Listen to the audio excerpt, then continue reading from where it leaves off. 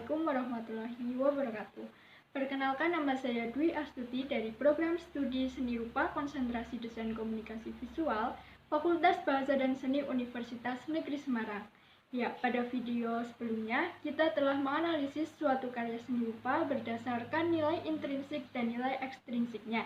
Nah, pada video kali ini, kita akan mencoba mengidentifikasi serta menganalisis suatu karya seni rupa tradisional berdasarkan nilai intrinsik dan ekstrinsiknya.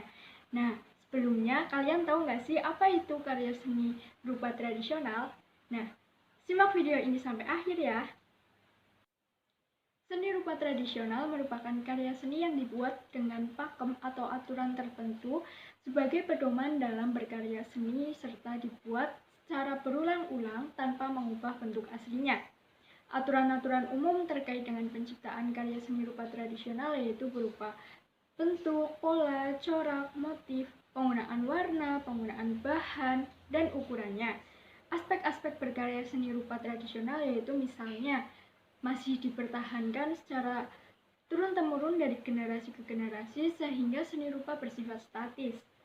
Sejak dulu hingga sekarang bentuknya tetap. Dan istilah tradisional ini merupakan turunan dari kata tradisi. Karena karya seni rupa tradisional itu dibuat dengan pakem dan aturan tertentu, biasanya karya seni rupa tradisional itu memiliki sifat spiritual atau religius, yaitu prinsip-prinsipnya sering dikaitkan dengan kepercayaan dan legenda wilayah yang memiliki karya seni rupa tradisional tersebut. Nah, biasanya seni rupa tradisional di setiap daerah itu berbeda-beda dan memiliki keunikannya sendiri-sendiri. Adapun ciri-ciri dari seni rupa tradisional yaitu antara kebudayaan yang satu dan kebudayaan yang lainnya cenderung berbeda, bersifat spontanitas, dibuat dengan mementingkan kegunaan, dan penciptaannya selalu berdasarkan filosofi aktivitas dalam suatu budaya dan biasanya terikat dengan norma-norma tertentu. Contoh dari seni rupa tradisional antara lain seperti batik, songket, rumah adat, senjata atau keris, dan lainnya. Nah, setelah kita telah mengetahui apa itu seni rupa tradisional, selanjutnya kita akan mencoba untuk menganalisis suatu karya seni rupa tradisional yaitu rumah adat Kajang Leko. Rumah adat Kajang Leko merupakan rumah adat yang berasal dari Jambi, salah satu provinsi yang berada di Pulau Sumatera. Rumah Kajang Leko ini mempunyai keunikan tersendiri dalam arsitektur bangunannya. Secara arsitektural, Kajang Leko dibangun dengan tetap mempertahankan gaya tradisional yang diwariskan oleh nenek moyang pada masyarakat Jambi, baik interiornya dan eksteriornya. Nah, rumah tradisional ini tidak hanya dibangun sesuai dengan fungsi praktis rumah sebagai tempat tinggal saja, namun rumah Kajang Leko ini dibangun dengan memperhatikan fungsi sosial dan budaya masyarakat setempat. Rumah adat Kajang Leko atau yang sering disebut sebagai rumah panggung merupakan karya seni rupa terapan, yaitu karya seni yang dihadirkan dengan tujuan praktis yang digunakan untuk memenuhi kebutuhan hidup sehari-hari berupa tempat tinggal, dan tergolong karya seni rupa 3 dimensi karena dapat dinikmati dari segala arah pandang. Selanjutnya, kita akan mencoba menganalisis nilai intrinsik yang terdapat pada rumah adat Kajang Leko ini. Pada video sebelumnya, kita telah mempelajari nilai intrinsik. Nilai intrinsik merupakan nilai pembentukan fisik suatu karya, yaitu suatu kualitas atau sifat dari pembentukan fisik yang menimbulkan rasa indah.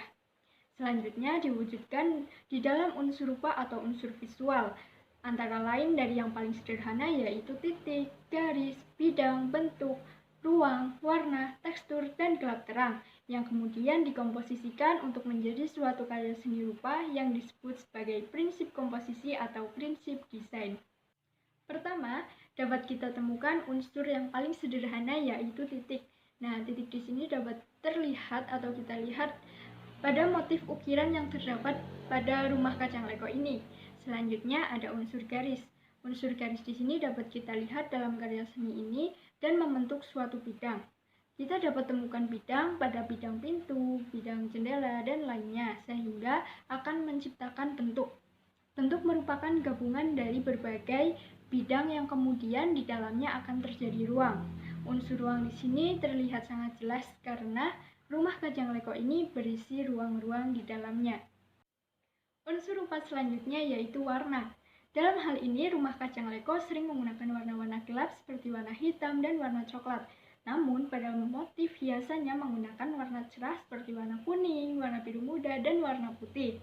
Selanjutnya, tekstur yang dapat kita temukan yaitu tekstur nyata.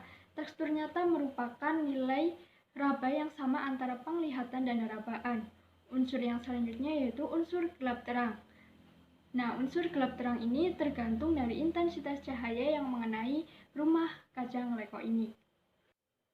Selanjutnya, saya akan mencoba menganalisis nilai ekstrinsik dari rumah Kajang Leko ini yang dikaitkan dengan budaya masyarakat Jambi. Nilai ekstrinsik yaitu kualitas atau harga yang berada di luar atau di balik suatu perwujudan fisik. Rumah adat dibuat dengan bentuk yang memperhatikan kebutuhan dan kondisi di setiap daerah masing-masing, disesuaikan juga dengan budaya dan kebiasaan sehari-hari warga setempat. Seni arsitektur, bentuk, corak, dan motif ukiran dan dekorasi yang ada dalam suatu rumah adat dapat merepresentasikan makna kebudayaan. Rumah adat dibuat untuk memenuhi kebutuhan hidup. Kajang Leko atau rumah tua yang merupakan rumah tradisional dari Jambi ini berasal dari rumah milik suku Batin, salah satu suku yang ada di Provinsi Jambi. Rumah Kajang Leko ini dibuat dengan struktur rumah panggung yang sangat cocok digunakan di daerah Jambi, karena wilayah Jambi termasuk wilayah yang sering dilanda gempa. Rumah panggung ini dibuat untuk menghindari bencana gempa. Selain itu, rumah Kajang Leko ini juga difungsikan untuk berlindung dari serangan binatang buas dan dibangun dengan ketinggian yang cukup agar melindungi dari bencana banjir. Selanjutnya, konstruksi atapnya diberi nama Gajah Mabuk yang mempunyai arti bahwa pada saat itu pembuat desain sedang mabuk cinta tetapi tidak mendapat restu dari kedua orang tuanya. Motif ukiran pada rumah Kajang Leko ini terbagi menjadi dua, yaitu motif flora dan motif fauna. Motif flora berupa tumbuh-tumbuhan ataupun bunga seperti bunga tanjung di bagian depan dan bunga jeruk di bagian belandar dan di atas pintu, yang memiliki arti yaitu masyarakat Jambi sangat mengagungkan tumbuh-tumbuhan, khususnya peranan hutan dalam kehidupan masyarakat Jambi. Warna yang digunakan untuk motif ukiran ini berwarna-warni dan dibuat dengan perpaduan yang sangat menarik. Sementara itu, motif ukiran fauna yang sering digunakan adalah bentuk ikan. Hiasan yang berbentuk ikan ini sudah distilir ke dalam bentuk yang lebih sederhana, yaitu dalam bentuk daun-daunan yang dilengkapi bentuk sisik ikan. Motif ikan melambangkan mata pencaharian masyarakat Jambi pada masa itu yang mayoritas adalah nelayan. Sekian video yang dapat saya sampaikan, semoga bermanfaat.